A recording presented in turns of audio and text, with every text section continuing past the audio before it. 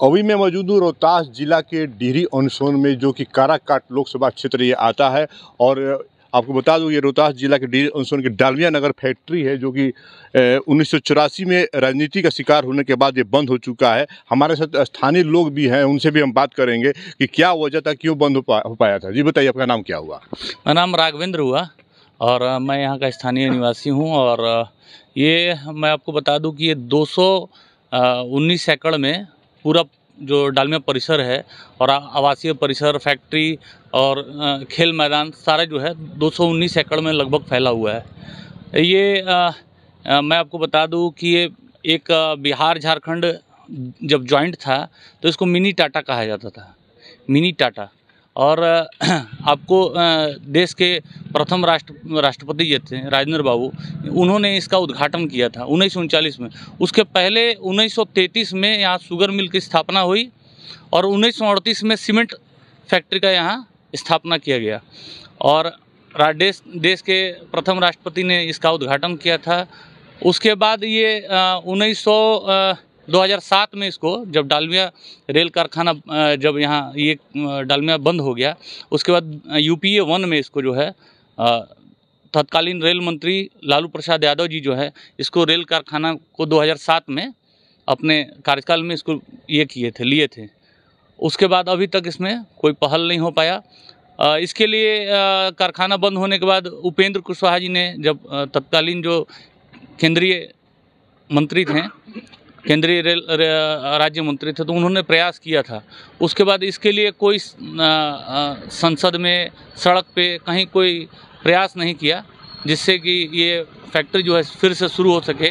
मैं आपको बता दूं कि ये अगर शुरू रहता, आज अगर ये प्लांट चालू रहता तो ये एक आर्थिक राजधानी के रूप में हम बिहार के लिए जाना जाता है। किस तरह के आप देख रहे हैं, अगर डालमिया नगर फैक्ट्री बन जाता है तो क्या रोजगार की संभावना बढ़ जाएगी? देखिए, डालमिया नगर फैक्ट्री जो है खुलने वाली नहीं है, क्योंकि यहाँ का ना रेल मंत्री बनेंगे और ना ही ये यहाँ खुलने वाला है।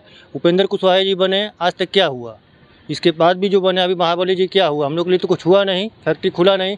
लोग जनगणना कराते हैं, सब ये क्या कहते हैं, जाति जनगणना कराते हैं। कभी ये हुई कि कौन सा संसदीय क्षेत्र पिछड़ा हुआ है उसका उत्थान किया जाए, इसके लिए तो हम लोग कराते नहीं हैं।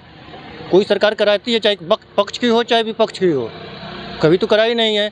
सरकार को चाहिए था कि हम लोग जो आर्थिक स्थिति से पिछड़े हुए उसको भी ध्यान दिया जाए। ये भी पिछड़ा 1001 रुपया मात्र बजट में पास हुआ इसके लिए, तो कहाँ का ये न्याय है? हर इलेक्शन आता है 4-5 दिन पहले या 4-5 महीना पहले गाड़ी फैक्ट्री के अंदर चला जाता है, आता है, हम लोग खुश होते हैं, पेपर में लिखते हैं, टीवी में आते हैं कि क्या फैक्ट्री में आज ये सफाई का काम हो रहा है, फैक्ट्री खुलेगी। हर इलेक्शन में यही देखते थे और यही देखते रहेंगे।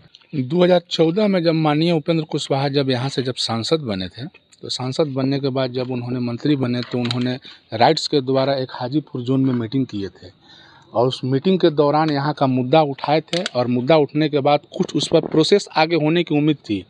इसके बाद उन्होंने 2019 में चुनाव जब हार गए, इसके बाद वो मुद्दा फिर अस्थिर हो गया है। लेकिन फिर उन्होंने इसको आश्वासन मिला है कि जब सर हमको जब यहाँ से प्रतिनिधित्व करने का मौका मिलेगा तो आगे चल के हम इस पर पहल करेंगे। क्या नाम हुआ आपका? मेरा नाम हुआ विनय कुशवाहा। आखिर वजह क्या लग रहा है कि मतलब अभी तक शुरू नहीं हो पाया?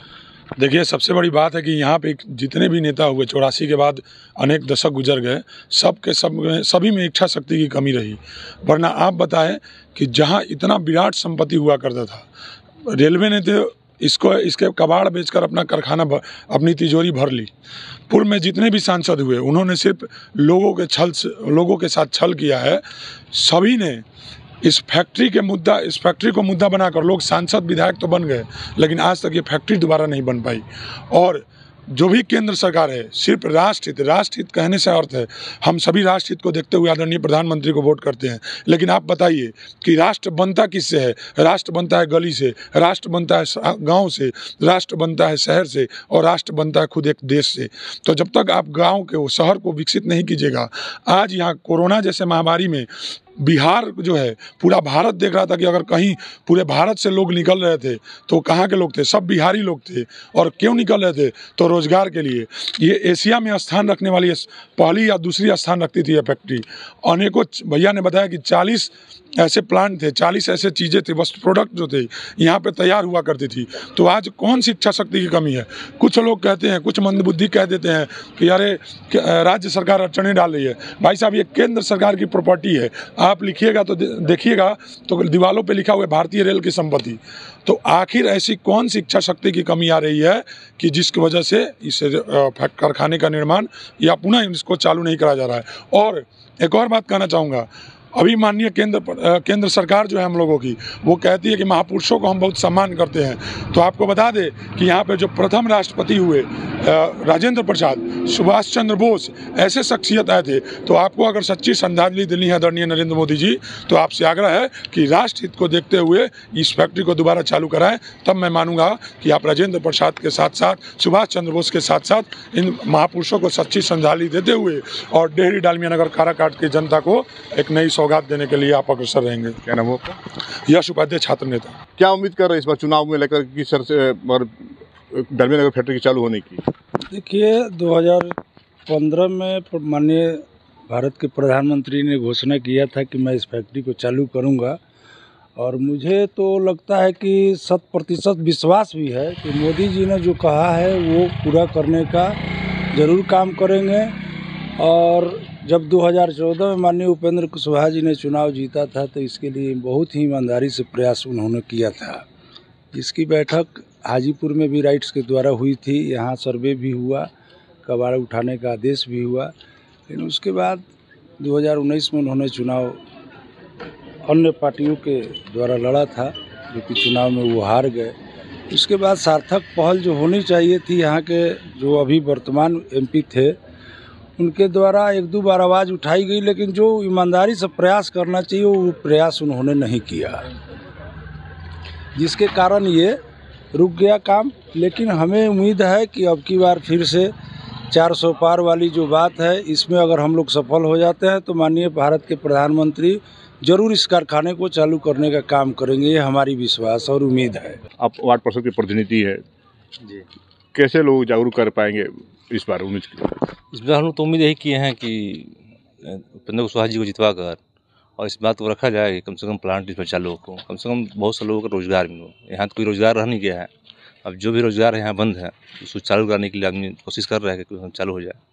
क्या नाम आपका? मनीष कुमार।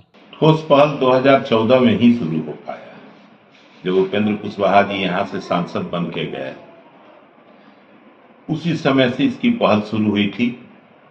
और कबाड़ा जो है वहाँ डालमिया फैक्ट्री का जो पुराना कबाड़ा था, उसकी बिक्री के लिए राइट्स को जिम्मेवारी दी गई।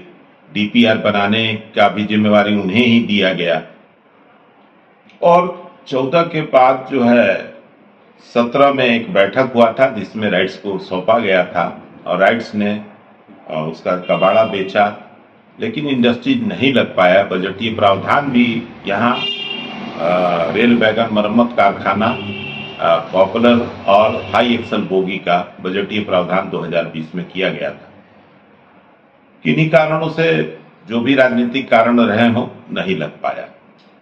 2008 में रेलवे ने इसको परचेज किया था, उस समय इसके, और 2009 में लालू जी ने शिलान्यास भी किया रेल कारखाने का, हाई एक्सल बोगी और कॉपलर इंडस्ट्रीज का, चुनाव के पहले। लेकिन 2009 से 14 तक UPA की गवर्नमेंट रही, कोई काम नहीं किया गया। और फिर उसके बाद